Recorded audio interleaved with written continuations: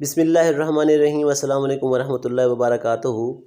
आसान से टोटके। अगर आपको गले में ख़ारिश हो रही है तो अपने कान में ख़ारिश करें, इंशाअल्लाह गले में ख़राश बिल्कुल ही ख़त्म हो जाएगी। बहुत ही आसान सा टोटका है।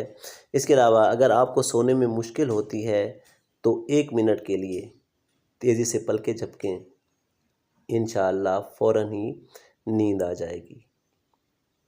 और इसके अलावा अगर आपको लेटे हुए भी चक्कर आ रहे हैं तो अपना एक पाँव ज़मीन पर रख दें। जो ही अपना एक पाँव आप ज़मीन पर रखेंगे, इंशाअल्लाह चक्कर आना ख़त्म हो जाएंगे।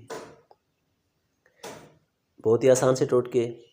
इसके अलावा अगर आप हंसी नहीं रोक पा रहे तो अपने आप को आप चुटकी काटें, आपकी हंसी इंशाअल्लाह फ़ौरन ही रुक जाएगी।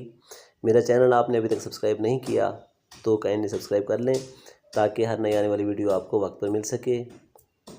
इसके अलावा अंगूर खाने से फेफड़े को ताकत मिलती है और बलगम भी सारी की सारी बाहर आ जाती है।